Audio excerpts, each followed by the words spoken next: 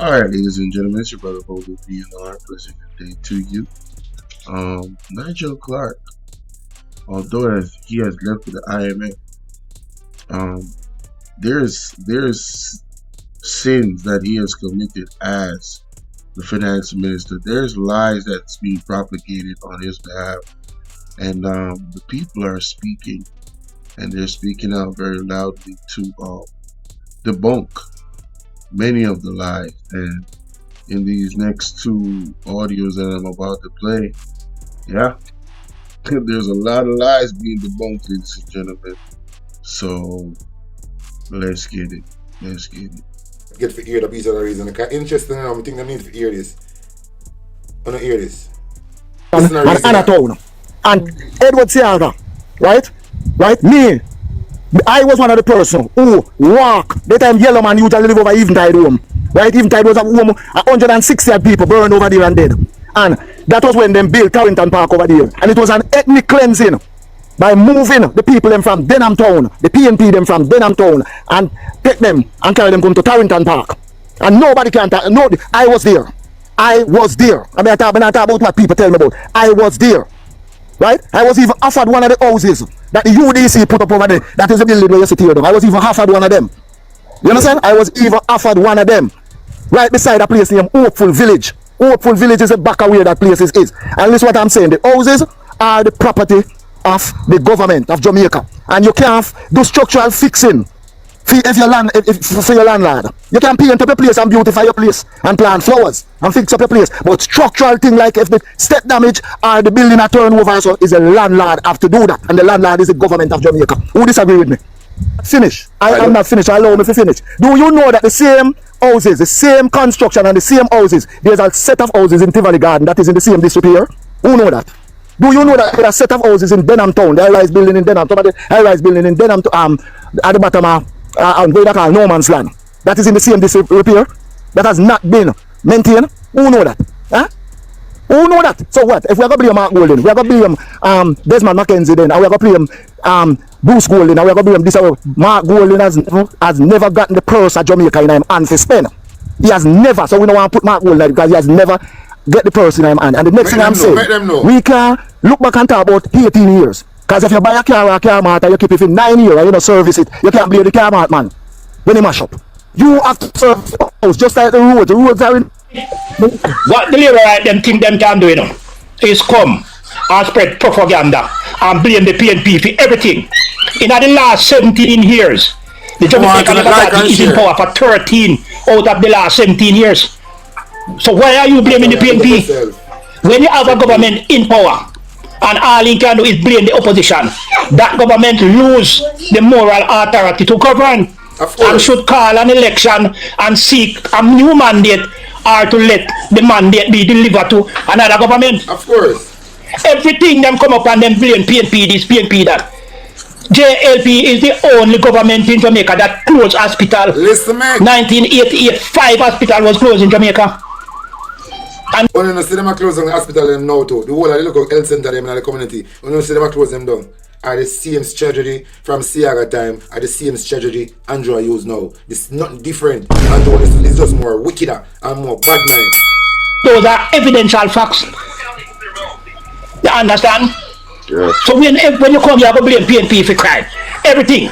You come up here blame. You want to blame Mark Golding now for the step we tear down for the house around this. Oh, Mark Golding coming out. When Mark Golding go get money for go fix the house? When a government responsibility that? Eh? When Mark Golding for go get money for go fix the house? Listen, man. As I said before, and I will say it again, the Jamaica Labour Party, away from the schools where them build in the 60s, when them get independence and then get the independence money for build school. They have not built that in the classroom in Jamaica. All of the schools built in Jamaica is by Michael Manley and PJ Patterson. And those facts are there for everybody. Everybody come up and big up Nigel Clark. The worst thing that ever happened to Jamaica is Nigel Clark. We can tell you that Nigel Clark get the economy of Jamaica well debt to GDP at 115%. Yes, it is down to 72% now. But him also get it the inflation rate at 2.35. And starting put out the figure yesterday as 4.9. The economy has not grown over 2% in the last 9 years. Listen me. Yet still, man come from platform and talk about no new taxes. So if the economy don't grow, there is no investment. Listen. Where you get the money from? Where you get the money from? To finance the government. You have a budget. This man's point, what I want to do is I have a poll in the chat, ladies and gentlemen. Do you think that Nigel Clark build or breed the economy? And me I go make sure so I cast my vote. No, me I go be first for vote. Zane, so I don't know where me stand with it. I want to hear from you guys. And I want you to think about the question. And I want you to listen to what this gentleman is saying. And the numbers and the facts that he's dropping. You understand? You can talk, you know, you heard what Mark Golden called Nigel Clark a skillful propagandist. So all they're doing is coming on here every day for the last few months while he was still here. And then give him this big hoorah. Oh, the best thing. No. Let's really talk about it. Let's go. Of 1.3 trillion last year. Where you get those money from? If you don't have no new taxes, the economy is not growing. Where you get the money from? No new so taxes. Where you get the money from? So when you come and talk nonsense, you must come and bring the facts. What Nigel Clark has done is to put more goods on GCT, expand the amount of goods on GCT, and move the inflation rate from 2.35 to between 4 and 6. Anytime inflation rate go up, the price of goods and services go up, and that benefit the coffers of the government. That is where them get money to spend. Because if you don't put tax on it and the economy is not growing, where you get the money from? That is the critical question Mario and all who attack Jamaican Labour Party politics must answer. You understand? You have to implement a thing they call critical thinking when you are making analysis of the situation and the economy as it is in Jamaica now. Right now, the government promised the people them 20,000 as a tax rebate. When get that the money there from? Him sell the head tax for 12 years and collect the money there at a discounted rate in order to provide the 11.5 billion for the 20,000.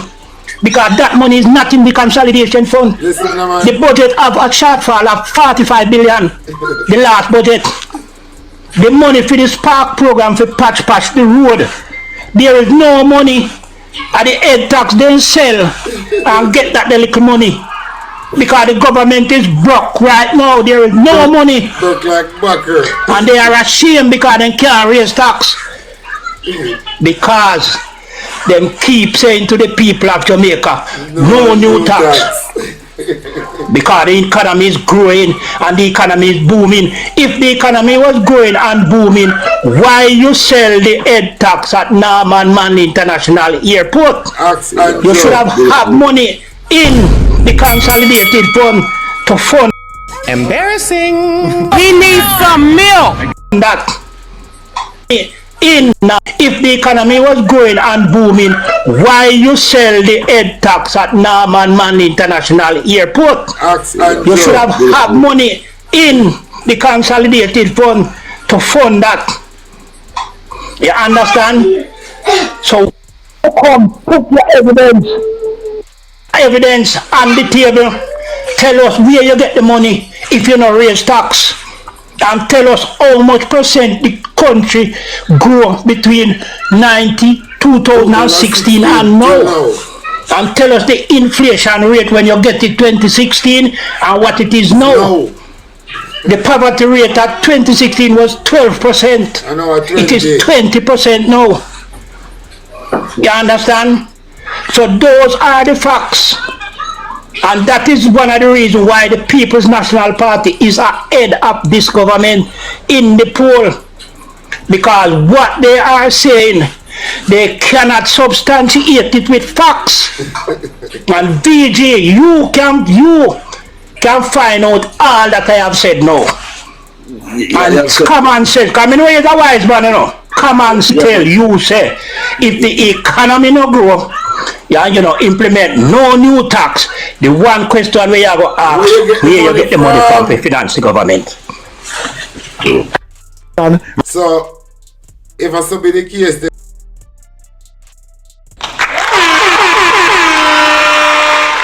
you may get the money from Nigel. You may get the money from Andrew. This spark program we're not talking about. You get the money from. Why we not borrow from money where we not spend yet? You're borrowing from our future. And any sensible person know this. If you are borrowing money from our future money, which you have to pay back with some interest, what you're doing is putting our future forever in debt. So what is this growing of the economy when you don't have nothing producing? We don't produce nothing. We import a lot of things. And it has exacerbated that situation, has exacerbated to the point where we don't have any, they're not investing in farming enough. So the food is so expensive because a lot of it is coming from overseas. And the clearance fees and everything, all the taxes, and just like the man said, no new taxes, but the taxes on the items that you buy in the supermarket. So that's the new taxes. The taxes are going up on the things that you buy. And they boast about giving us $15,000 for doubling the minimum wage. Then if all those taxes are going up on items on a regular basis, even to the own Prime Minister's admission. He said it in Portland the other day. I hear you. I hear when you say when they go to the supermarket, how much this costs and how much that costs. They know. But they come out here and they lie to us, ladies and gentlemen. You understand? Let me see if there's any more from these gentlemen on this clip right here. Yeah, that means say a drug smuggling them are though. All of the drugs that come at Ian Fleming's airport and we are come in Jamaica. A drugs them as sell. The views and opinions of the views and opinions of Talking Mind TV is not necessarily that of Bolo V&R, okay? Let me put that disclaimer out right now. Tell my viewers and subscribers. Like share some eye reason we don't know. Alright, so I guess they will finish on that reason. Then let's go to the next clip, ladies and gentlemen. I thought I was done now. Just come.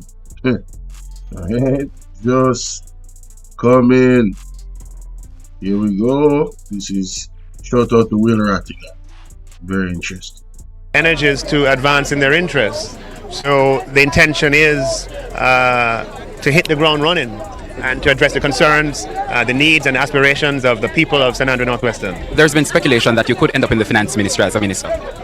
You're correct to label that as speculation. Right now, today, is about the people of St. Andrew Northwestern, the people, and I don't want to start naming the communities, but the people of Big Yard and Akiwalk, of Havendale and Meadowbrook, the people of Kirkland and Leeds Flat, Queensborough and Queensberry, of Jacksontown and Sherlock.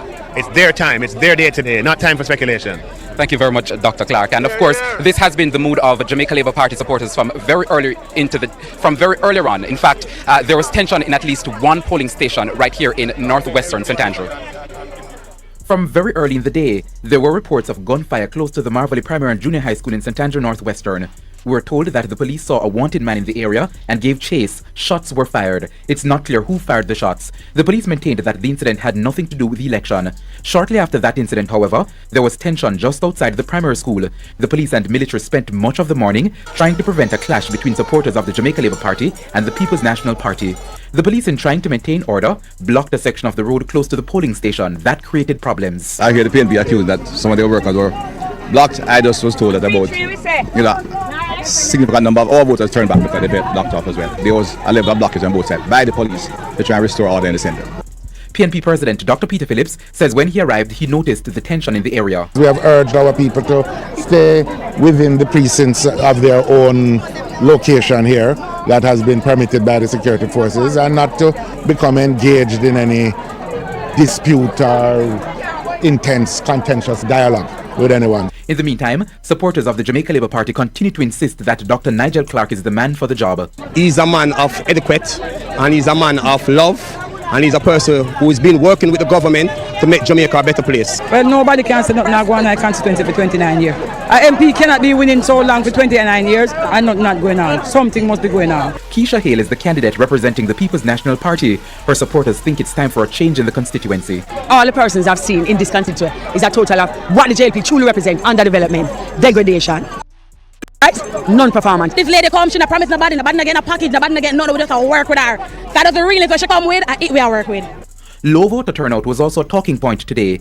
Dr. Nigel Clark says there are different things that could affect voter turnout. In the general election in 2016, the turnout was 40%, and to some extent that represents an upper limit. By-election on a Monday, people have to take kids to school, have to go to work. It's not surprised, not unexpected. The former Member of Parliament, Derek Smith, led the constituency for 29 years, so we asked Keisha Hale about her chances in this election. If the people give me the mandate, I will serve. If they don't give me the mandate, I will serve, because service is what I do. See there? See there? See there? See there?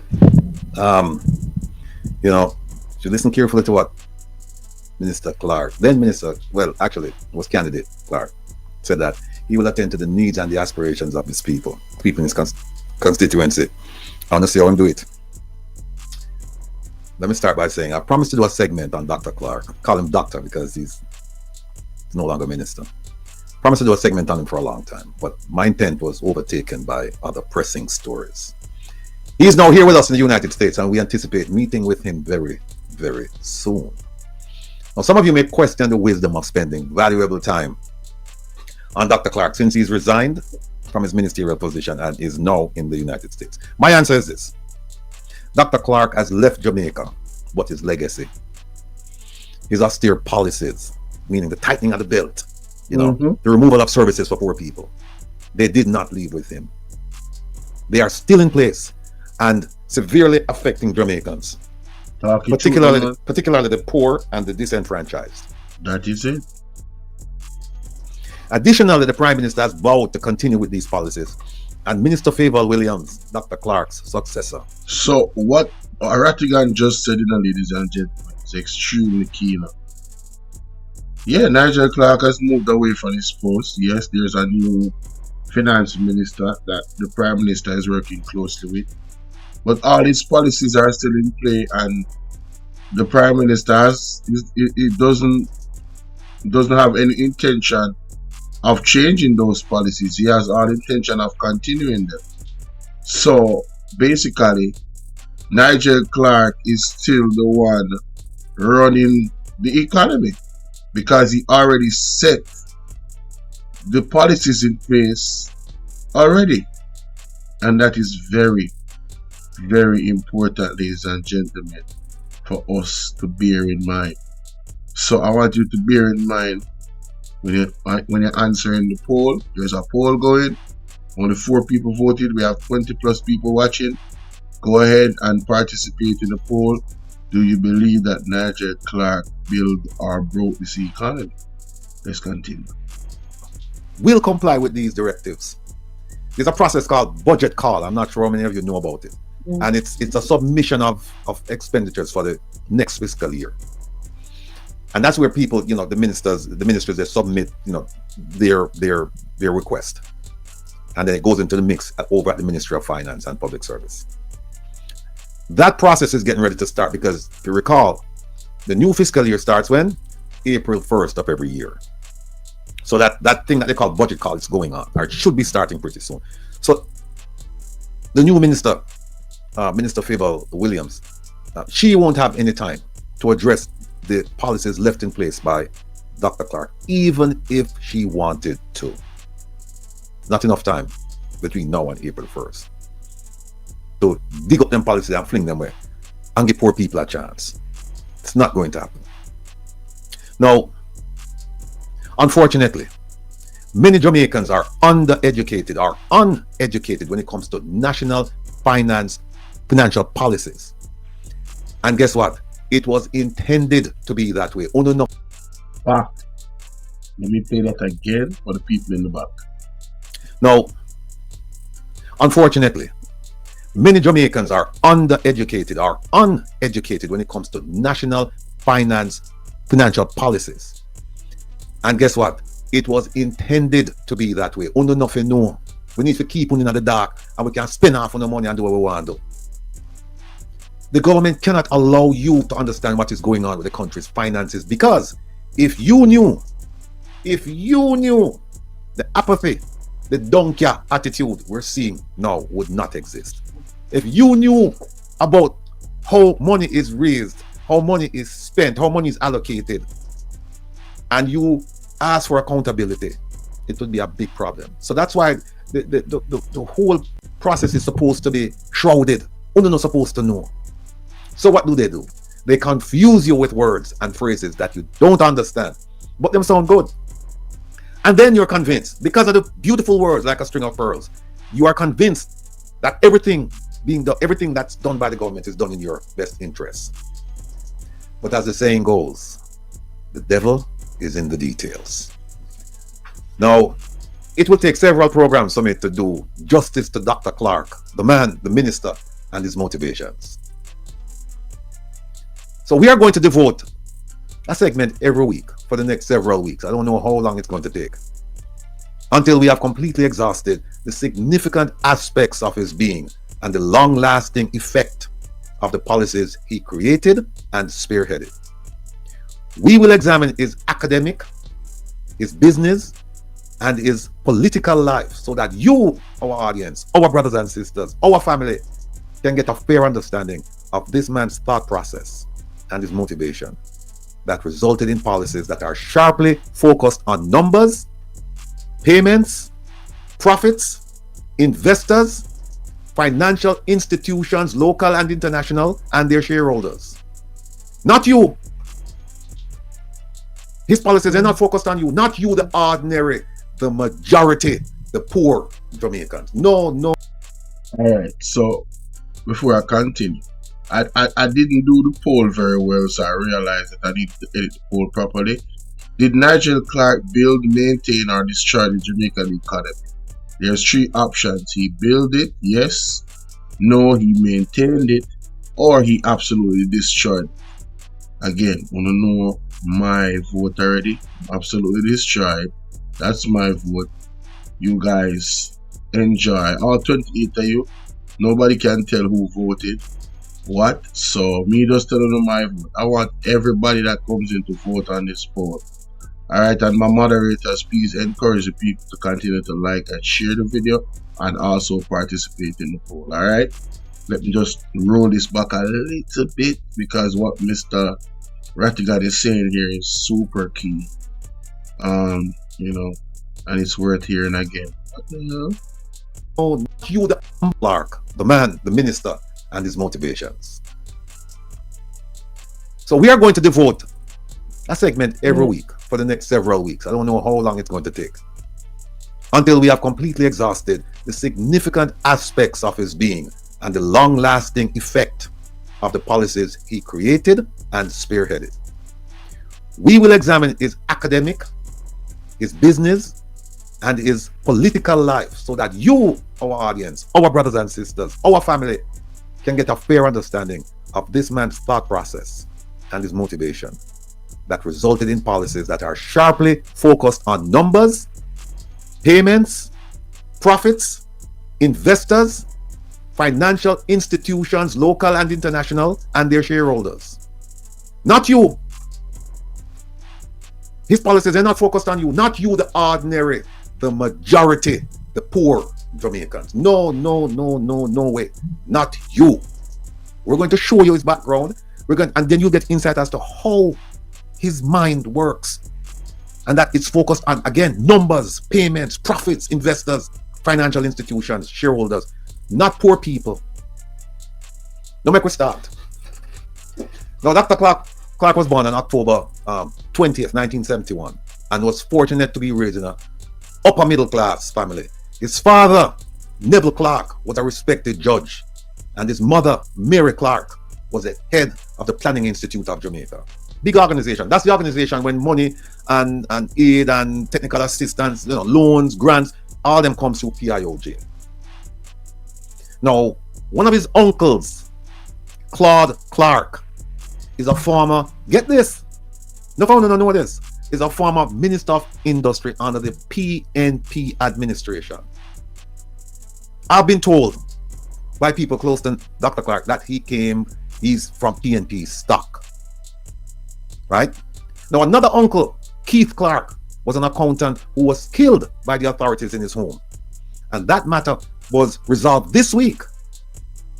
I think 3 JDF members were put on trial for his murder, and they were acquitted just this week. As I said, it has been said that Dr. Clark came from PNP stock, and some have wondered about his political choice later on in life because he did not display partisanship or an affinity for representational politics.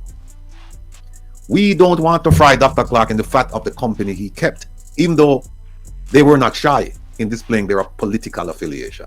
The people he hung out with, them wear them politics on them sleeve, but we're not gonna fry Dr. Clark because of that. You know what I'm saying? Show me your company and I tell you who you are. We're gonna be a little bit more reserved and less judgmental about that, and we're gonna talk about him.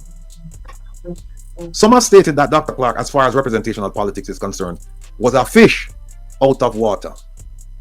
He was comfortable at home with titans of industry and commerce, people in the financial industry, and politics.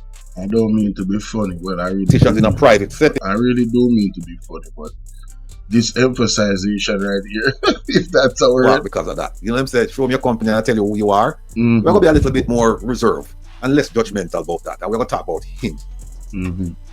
Some have stated that Dr. Clark, as far as representational politics is concerned, was a fish out of water.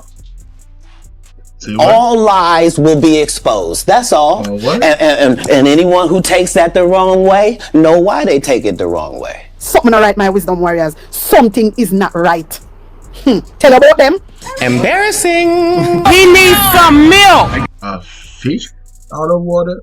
I don't know if you guys have heard the very famous audio with Mr. Clark and this openly gay gentleman that has a radio station.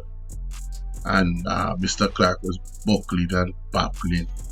He made some claim that he was involved in some of those Jamaican diddy parties of a certain individual, and Mr. Clark never confirmed or denied that these things were true.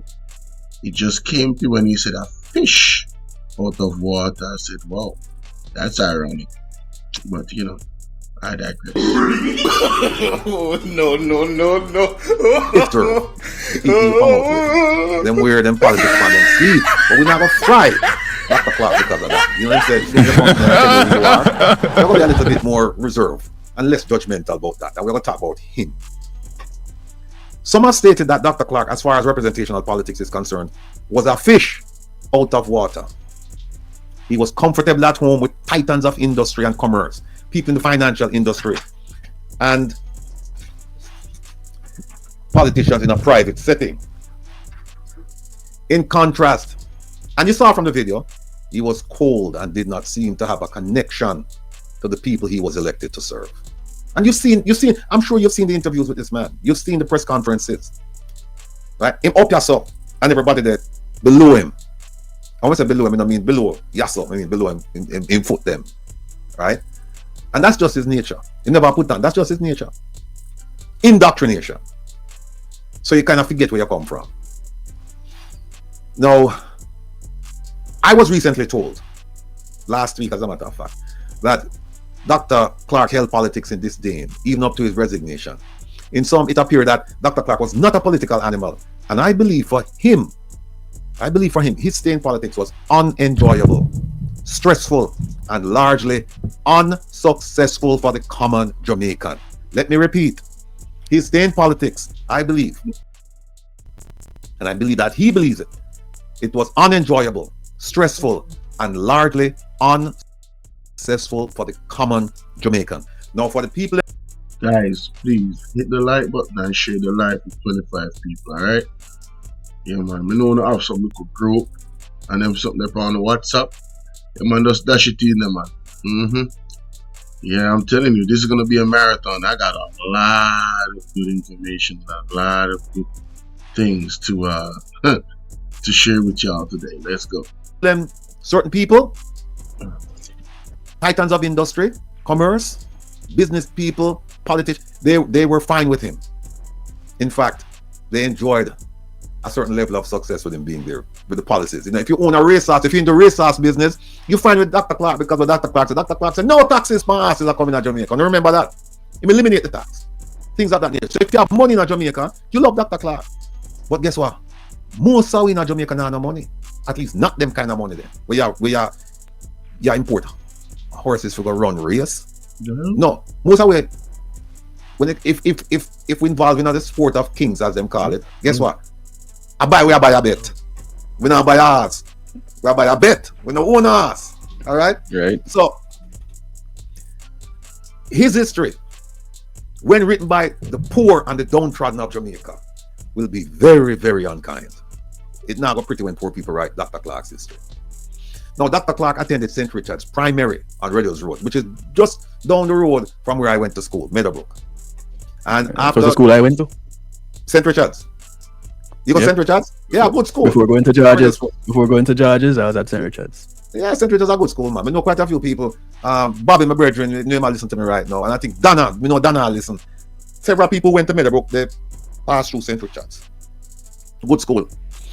Yeah, I don't know against my school still, Balmaji Primary from Waterhouse. We never had the facilities and I will put things on St. Richard's, but we are going with that thing still. No, after St. Richard's, he went to Monroe College in St. Elizabeth, a boarding school. And people would say, why did he go? That's because his father remember I said his father was a judge. His father got transferred to that part of the island. So he went over there. And he was a student who showed a lot of promise. A lot of promise with numbers and things like that. I read somewhere that I think when he was in third form, he started up this little club like where he would collect money and he was very prudent about how money was spent. So some of his friends would come and they would have spent half the money with them get for a week or for the month, they would have spent it off in a short period of time. And he was the man who kind of said, no, make a pool of resources. I would just do it in such a way so that the money can last for an extended period. He was very resourceful and people looked up to him. He got a scholarship, the Jamaican Independent Scholarship, to attend UA. And he excelled at UA and graduated in 1992 with first-class honors in mathematics and computer science. Bright boy.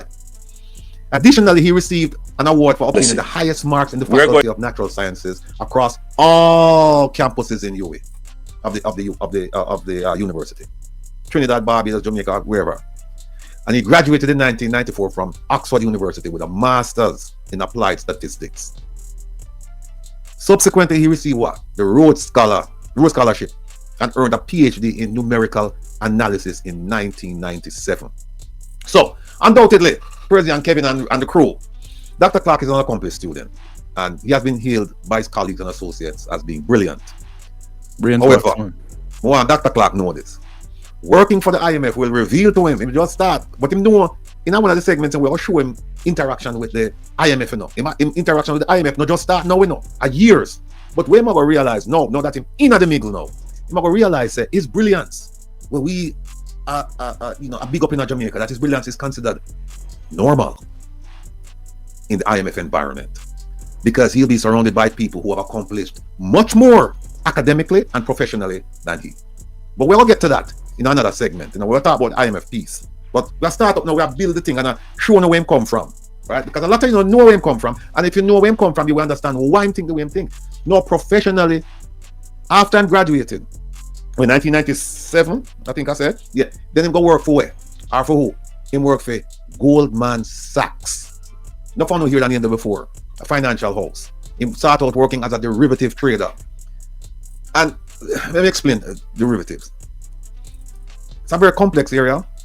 But essentially what it is, as far as I'm concerned, this is just Rattigan speaking tone now. As far as I'm concerned, that particular area is legal gambling. That's what I call it. Yeah, hedge your bets. I'll give you an example of some of the things that he would be involved in. Let's say, and they give this example in several places. Let's say you have a company you want to buy, you're going to need oil December. And let's say now it's like March. What you can do is you can contact the supplier and you can execute a contract, because that's what a derivative basically it's a contract between people about some underlying asset. And you say, listen, make us say oil or sell now for, just for the sake of the conversation, $10 a barrel, right? You suspect that it's going to go up between February and March, February to March to December, but you need the oil in December. So you go to the oil company and say, listen, I need to buy oil and I need a large quantity, but I want to pay $10 a barrel.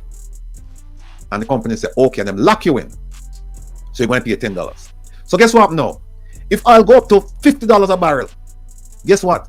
You are getting oil. If you go up to $50 by December, you're getting oil for $10 in December. If oil drop to $2 a barrel, you're still going to get it for $10. So you're losing $8, right? Or if you go up to $50, you're getting $40. So to me, I bet you gamble. But a big boys think that big people do them things. People with money do them things. And you can do it for just about anything you can think of. In fact, I saw something here. I hope you guys are listening to the finance lingo. What he just explained, I think it should be clear to everybody. Edge betting, very clear. All right. Here, what them say, people use it to even determine weather. It's just managing your risk. Oh, here it is. Them say derivatives. People use derivatives based on weather data, such as the amount of rain or the number of sunny days in a region. You can't use it for anything. But what you're actually doing, you're managing your risk. That's what you're doing. You're hedging your bet, managing your risk. And this is what Dr. Clark did for a couple of years at Goldman Sachs. And some people have referred to Goldman Sachs alongside the IMF and the World Bank as antithetical to the development of poor countries because of their draconian investment and lending practices. So them come in and them lend your money, and them lend your money at some terms where them know you can't fulfill them. But then you're so stupid that you agree to it. Because in a lot of instances, you're not in a position of strength and you need the money, so you would take it at whatever cost. But sometimes you can act like you don't need it. Look for alternatives. But you see, if you're involved in a corruption or you just want that money, you don't care where it come from. You sell out to people and take our money. Not saying Dr. Clark did that. I'm just talking about IMF and how they operate. Some of these financial houses and international lending institutions, how they operate globally, right? No, Dr. Clark was there. No, he's not saying that Dr. Clark does it because he cannot. It would not be wise to do so. But I want you guys to read between the lines, because what he's explaining is key. This is how they destroy economies. These World Banks and these IMF give you these unfavorable proposals to borrow money that does not benefit the actual people of the country. And what it does is keep the country from growing.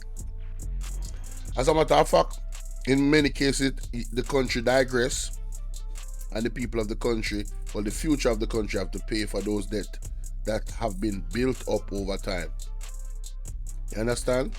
So, please guys, I hope you guys are paying attention and listening and taking notes. All right, let's continue. Here for about 2 years, and he returned to Jamaica in 1999, and he come now with what? A whole heap of information. Him come with him PhD, and him come with him experience as a derivatives. I remember now, as a derivatives trader, all you care about is the bottom line. You don't care about people who are suffer to make the payment. You just care about your client making money. That's it. So he came to Jamaica and returned to Jamaica in 1999. He became a pivotal member of the private sector, and him start to shine like it a go. No, I have to stop it again, because what he said right there is key. The mentality of the person that, the expertise in which Nigel Clark built his career off, is that he only cares about his client making money.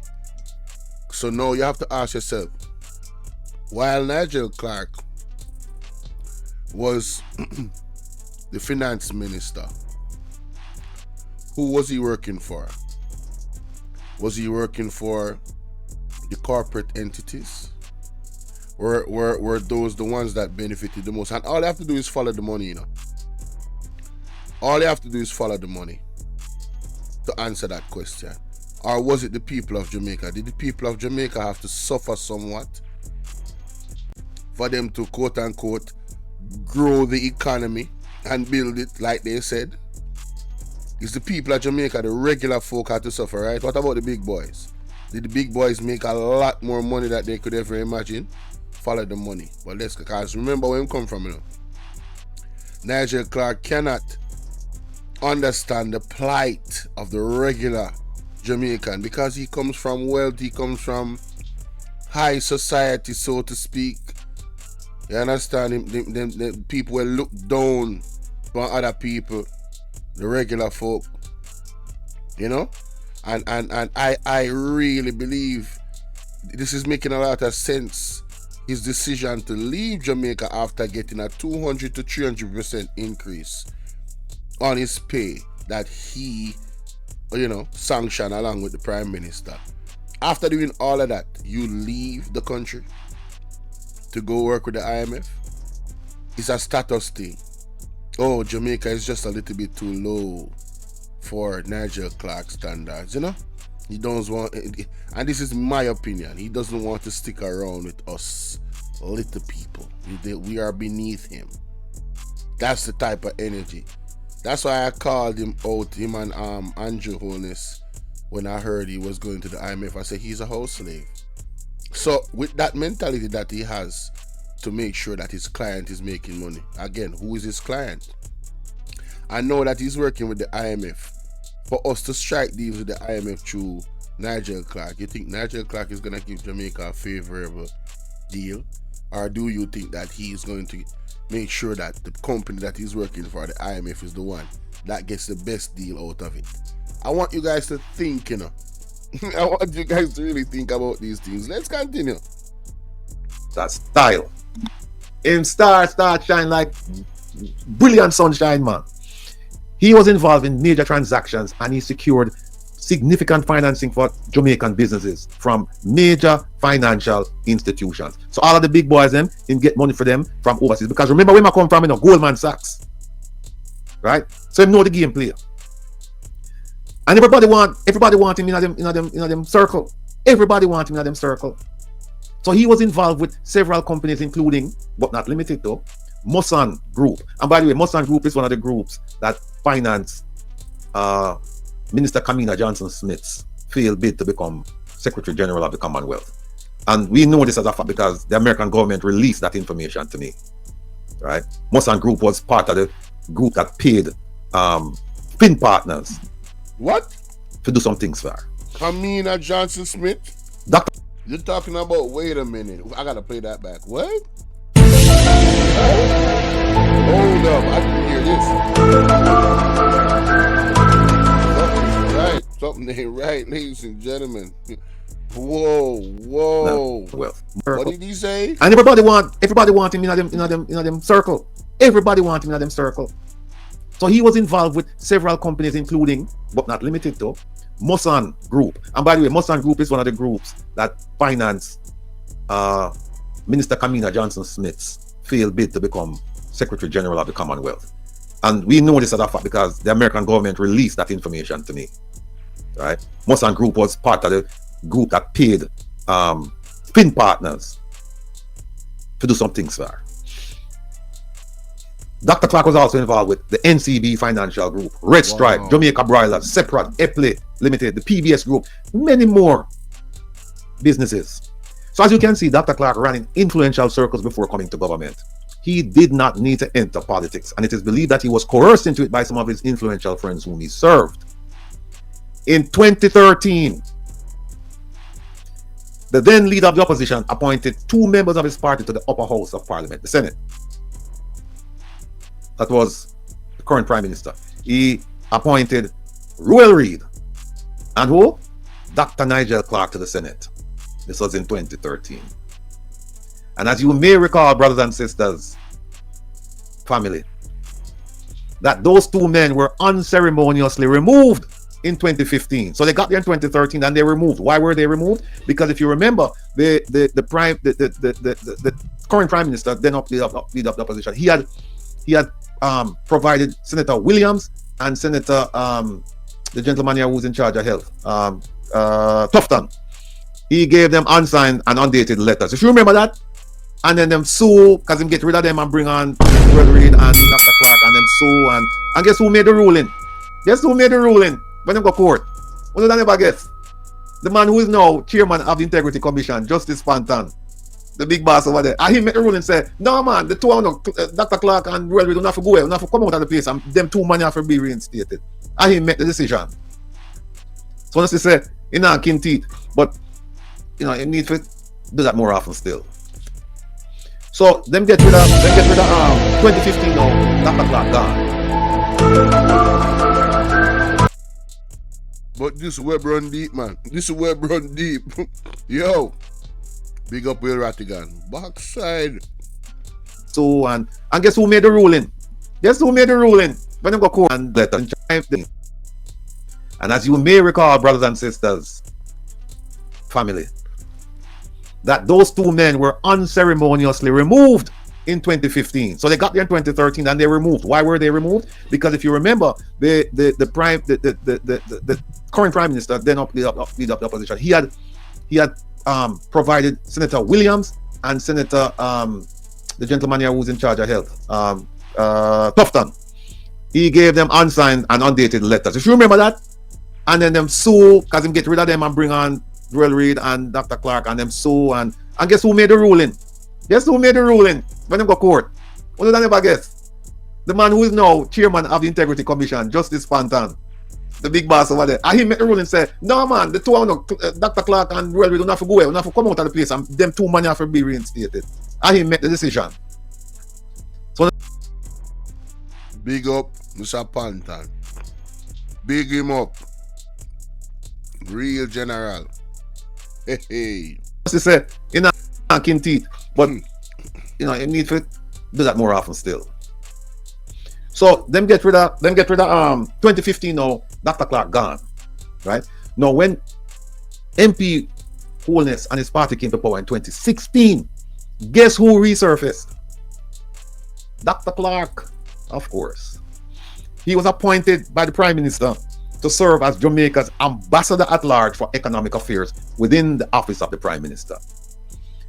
How many of you remember this farce, this bogus idea called the Economic Growth Council? How much of you remember that? It was established in April of 2016 with the much ballyhooed, whole heap of fanfare. Them say 5 in 4. 5% Jamaica got the GDP, 5% in growth in 4 years. That group was led by who? Mr. Michael Leachen. And who was the deputy? Dr. Clark. Right? Now somebody clear what we are going to just go through this thing. Okay? We're going to spend a lot of time on Dr. Clark for the next several weeks, right? So you have Mr. Michael Leachen around this thing. The Prime Minister appoint all of them people and then that are going. Now that council, the Economic Growth Council, was a monumental failure.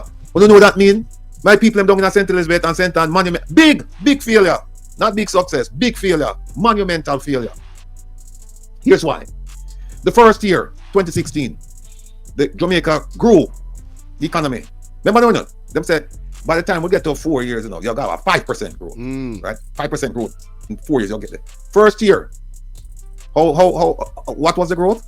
1.37%. Damn. 1.37%. Wow. Second year, 2017. He needs some milk. 0.99%. Damn. Make we give them a little credit. Actually, it was 0.997. Make we say 1. I can give them 1. Go ahead, Kevin. I'm doing the math as you. Let me play that back. That is funny, honey. Nigel, how go on? That's funny. Oh my God, that is funny.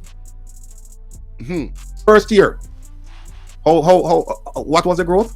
1.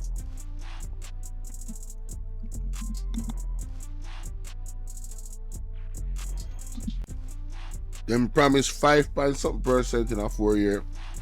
First year growth at 1 point something. Second year, our 1.37%. 1.37%. Second year, 2017. What was the growth? 0.99%. Make we give them a little credit. Actually, it was 0.997. Make we say 1. I can give them 1. Right? Go ahead, Kevin. I'm doing the math as you go along. So 2.73. I should write it down as you go along. In 2016, it was 1.37. Oh, 1.73. 1.37. 1.37. Yeah, so that was it. So the second year now, remember, we are trying to get to 1 year, it have to be 5%. I forget the 5%. The second year, it was 0.997%. But what call that one? What call that one? Give them one. Give them one. Give them one. Hey, you know what? Give them two. Give them two. The third year, 2018, you know what it was? 1.89%. Give them two now.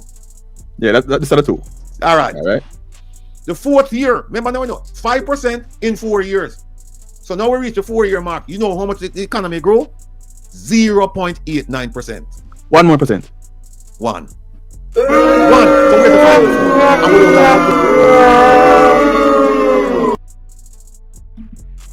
5? Yo, that is an epic failure. Embarrassing. He needs some milk. The economy didn't even grow 1% when they promised 5. Come on, man. Come on, man. That's wild, bro. I can't believe that. You must be lying. The fourth year. Remember now, 5% in 4 years. So now we reach the 4-year mark. You know how much the economy grew? 0.89%. 1 more percent. One. So where's the 5 and 4? And we won't talk about 2020 because COVID coming in and it wreck everybody. No, wait. Let's do the math and say 5 in 4 years. So 1.37 plus 1 is 2.37. Plus 2. No, but it's 4.37. Plus 1 is 5.37. The man yeah, but I'm not so you add it up. It's supposed to. It's like when you say in 2017, for example, it was 1%. It's supposed to show 5%. It's not an accumulation over the years. And so them do it because if it would have been over 100%. That if you start out from way back then and come all the way up to now. No, it's like they must say by the time you get the fourth year. The fourth year is supposed to be 5. That brother there is being sarcastic. All right, guys. You know exactly what I'm doing. The fourth year it was 0.89%, and the fifth year we won't talk about the fifth year because it was minus, and that's COVID. So we're not gonna blame them for that. But it was minus 9.92. In 2021, which would be 1, 2, 3, 4, 5, the sixth year, it rebounded, and then it was 4.6%. So the numbers I know. So the big year after them now, 2022. You know what the economy grew? 5.22%. Man, do the work.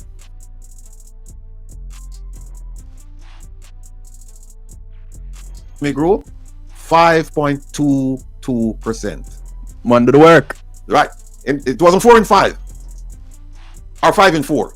It was 5 and 1, 2, 3, 4, 5, 6, 7. It was 5 and 7, not 5 and 4.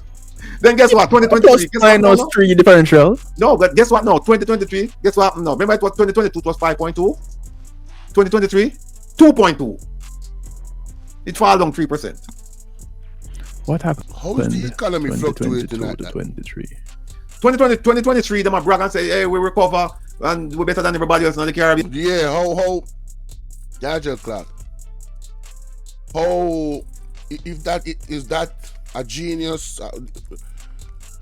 How you move from 5.something% in the growth of the economy, and you drop 3 scores down, more than 3% down? That's a big drop, from 1 year to the next. What happened? Miss Torian, how are you?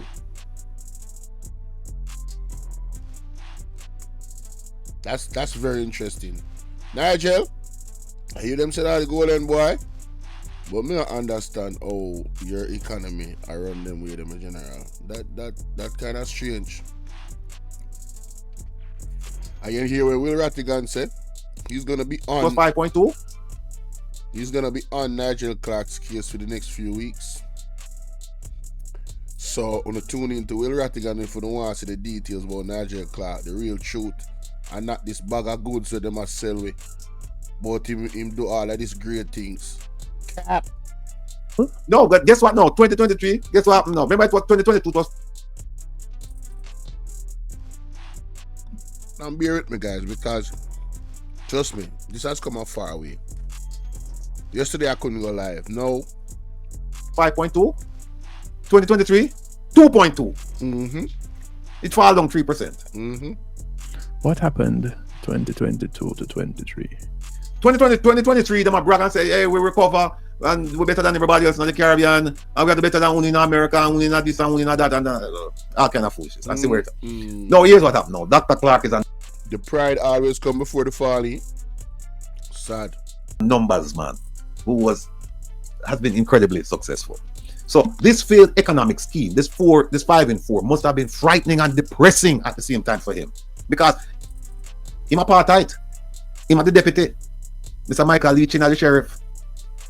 When last you hear about economic growth council, when last you hear about them? A monumental failure. Now in January 2017, so that was 2016. In 2017, while he was ambassador at large for economic affairs within the OPM, right? This same Mr. Michael Leach led a delegation to Israel. We'll talk about that now. January 2017. And that trip, you know who went on that trip? The National Security Advisor. Who was the National Security Advisor? Anthony Anderson. General Anthony Anderson, who later became police commissioner. He was on it. National Security Advisor. Who else was on it? Our good friend Dr. Clark, as the ambassador at large for economic affairs. So we have somebody going to talk about national security, somebody going to talk about economy.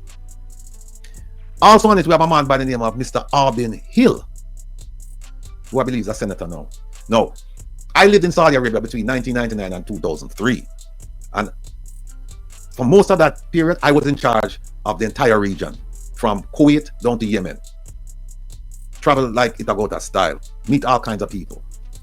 Now, this Senator Albin Hill lived in Oman, which is within my territorial responsibility. He lived there for at least part of the time that I was in charge of the region. And I've been to Oman several times. And on one occasion, I came to know Mr. Hill. Although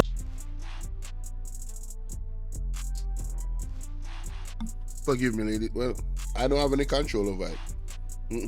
So we have never met. What? No, follow me. I came to know Mr. Hill. Wait. Go back. What you say? Although we have never met. What?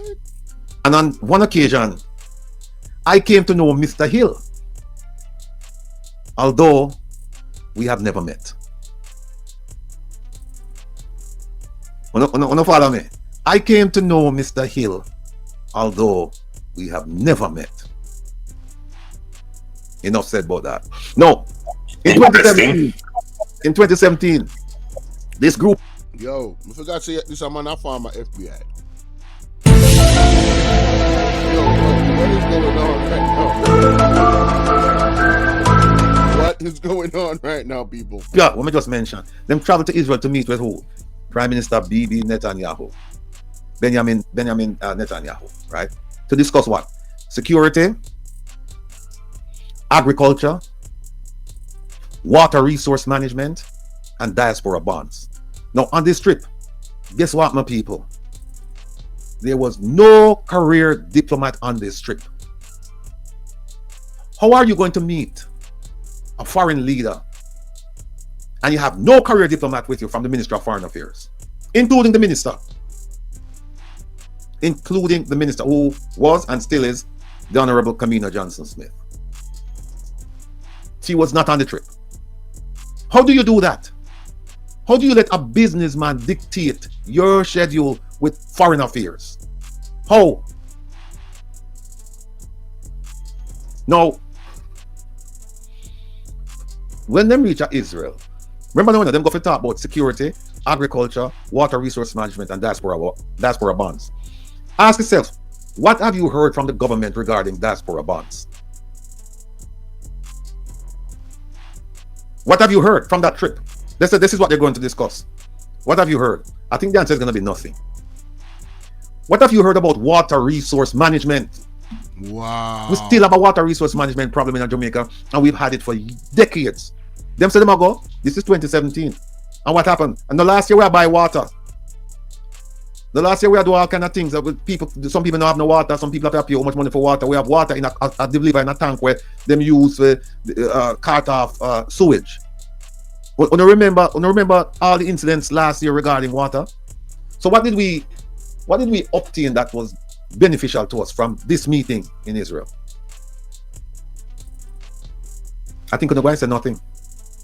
Let's go to agriculture. Nothing for us. Nothing for us. Let's go to agriculture. Them talk about agriculture. Fertilizer? That came from Morocco. Oh, wrong place. Yeah. But when I talk to you about agriculture, Jamaica is importing agriculture. We import our food. We're importing it, people. We have put farming out of business. We have put farmers out of business. And farming on the back. That's big facts. Farming is largely an import thing right now. Scallion, onion, thyme, potato, you name it. How much younger yam we have there?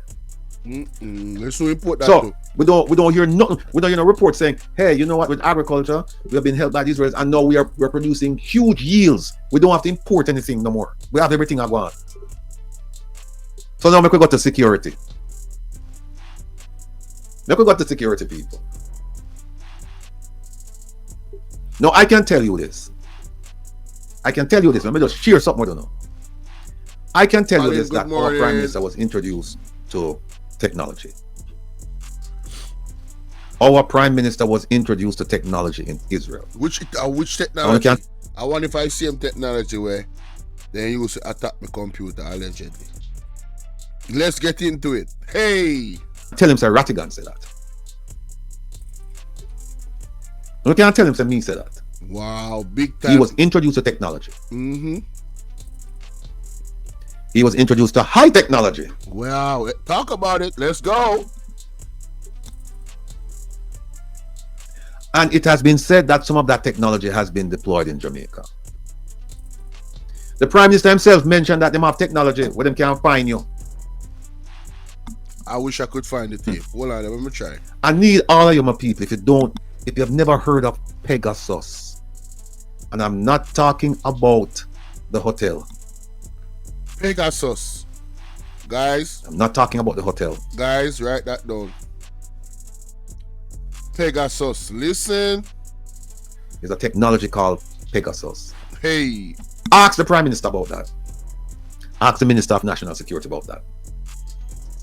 Ask them, because guess what happened now? We don't see all the country benefited with diaspora bonds, water resource management, agriculture. But we know that technology was transferred. We know that. And that's why I'm saying to you, it is so important for us to talk to Dr. Clark. He's here with us now. It is so important for us to go sit down and talk to him, because him know all of them things that will happen.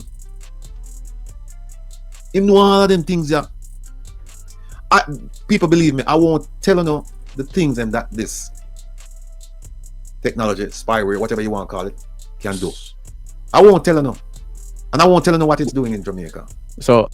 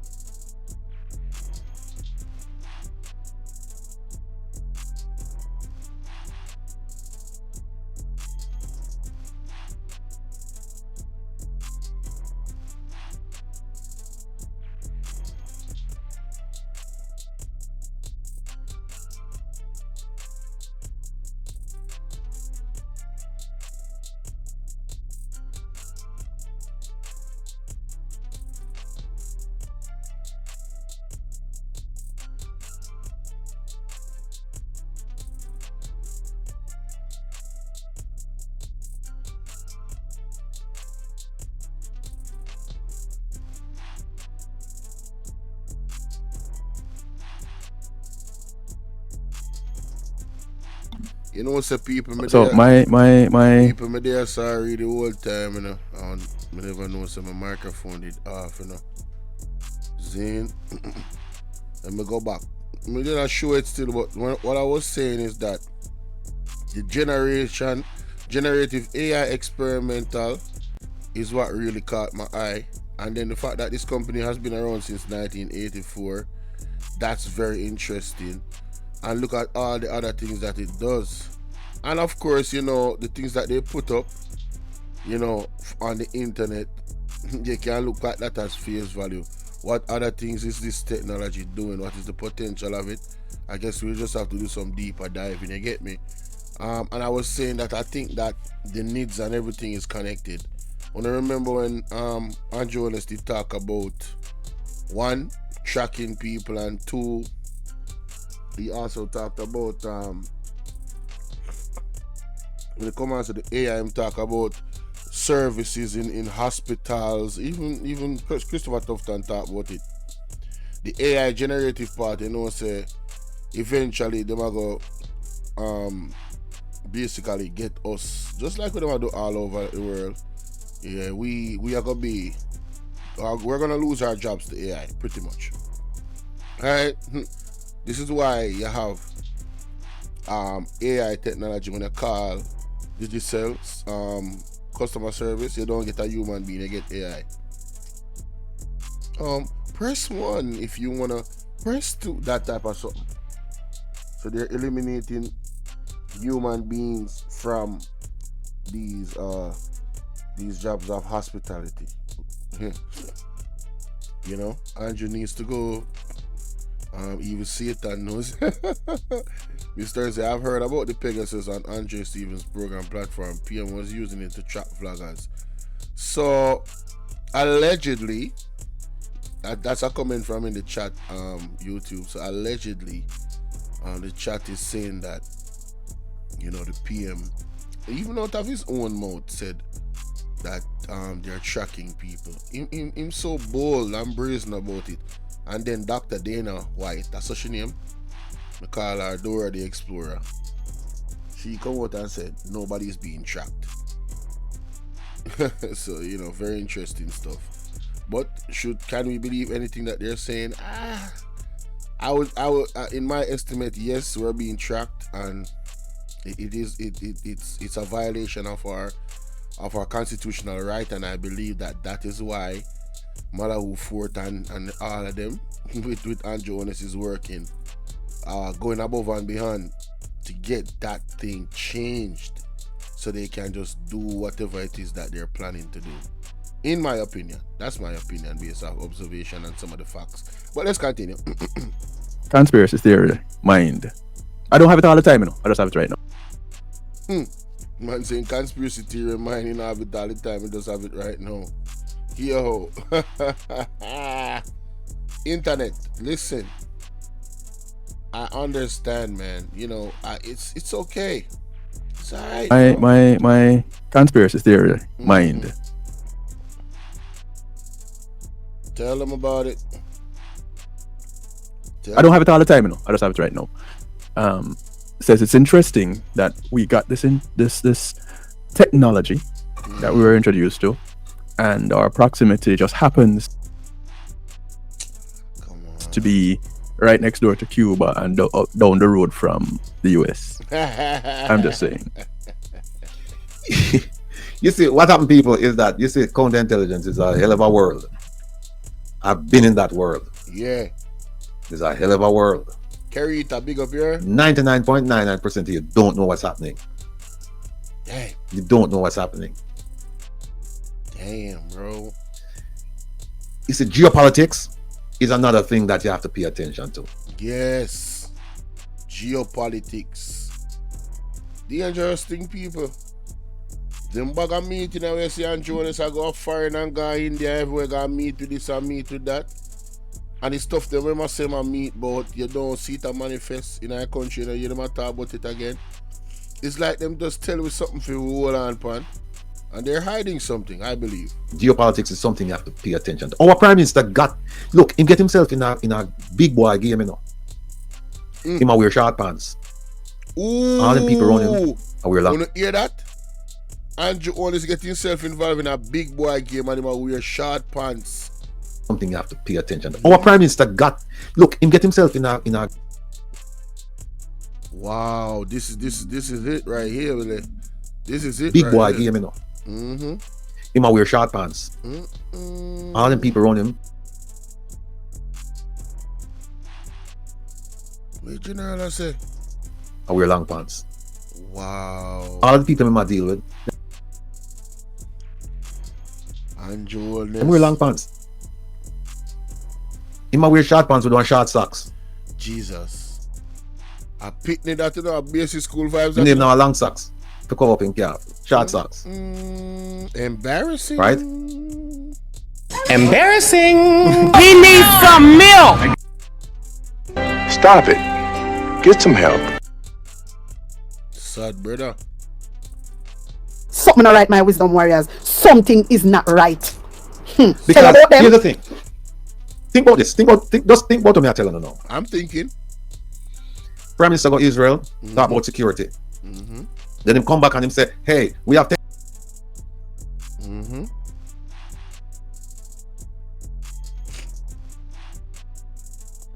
technology and we can find it and we can do this and we can do that. And that is a public secret. Everybody know that.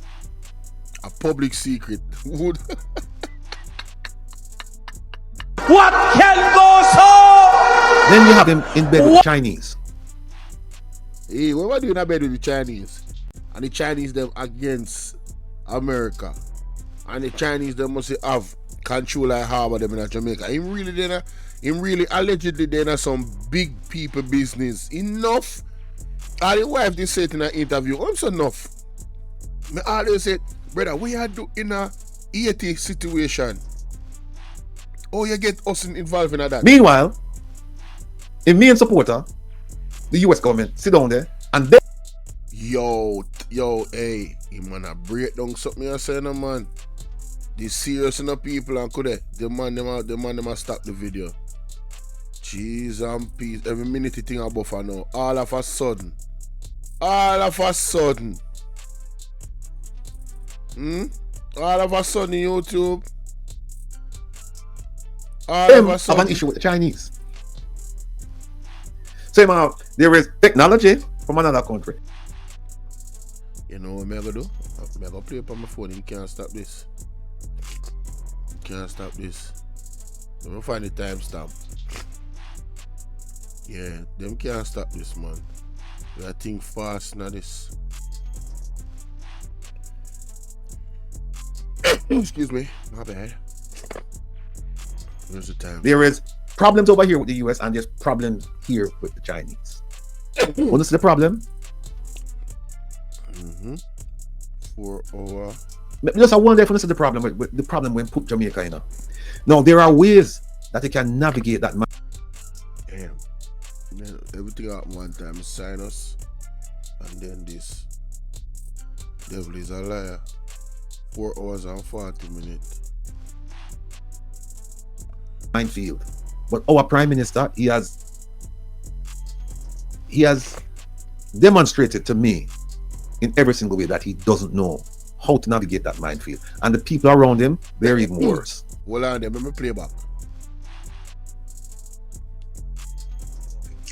Short socks. Right? Because here's the thing. Just think about what I'm telling you now. Prime Minister go Israel, talk about security. Then him come back and him say, hey, we have technology and we can find it and we can do this and we can do that. And that is a public secret. Everybody know that. Then you have him in bed with the Chinese. Meanwhile, if he a supporter, the US government sit down and them there is technology from another country. There is problems over here with the US and there's problems here with the Chinese. Everything there, Jamaica. Just I wonder if this is the problem when put Jamaica in. Now there are ways that they can navigate that minefield. But our Prime Minister, he has demonstrated to me in every single way that he doesn't know how to navigate that minefield. And the people around him, they're even worse. They're even worse. So, Planet, you're right. Him just don't know, him get himself in that position and him don't know how to come out that, how to navigate this thing between the Chinese, the US, Israel, and other nations. Him don't know how to get around it. The first thing is this: you never let a foreign country build your foreign affairs building, because that is where you create and you discuss your policies regarding not only your country but the region and the world. Ooh. So he allowed a foreign country to build the foreign affairs building so them can plant alleged, this is my conspiracy going now, ladies and gentlemen, them can plant bugs in the building for get intel. And then you ask yourself the question, why them wouldn't do it? Very interesting. That's so dumb.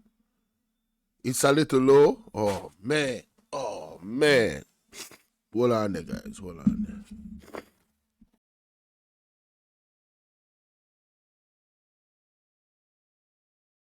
Tell them read that. All right. Hold on there. You see, I'm not sure you see.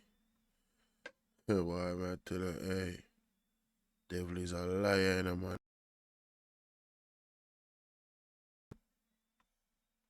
You see how long that a buffer for? Right? Me have to put on mute. You see how long it a buffer? This is the... And that is what happened in Jamaica. Who built the new foreign affairs building down at Little Port Royal Street? The Chinese. And they... Them type of conversation are too... Look a bit too... You know? I tell you, boy. Big up Mr. Rattigan still. What me I learn? I'm learning a lot. I am learning a lot. See? It proudly says, if you look on the side of the building, you see it. The Chinese gift. So everything, every discussion in that building, you just have to assume is compromised. Exactly. You just have to assume it's compromised. So if I were working at the US Embassy, number one, I wouldn't be in that building. But if I had to go to that building and talk, I wouldn't have much to say, except if I want to send out pause message. Yeah, you want to send out some message for them hold on pan and then to see if they really are listening. Hey, when you watch movies them, you know, you can learn a lot from the movies them too. You know? Misinformation. You hear what I'm saying? If he was in the US Embassy, if he was working and going into that building in Jamaica, he would have just sent out misinformation. And that makes sense.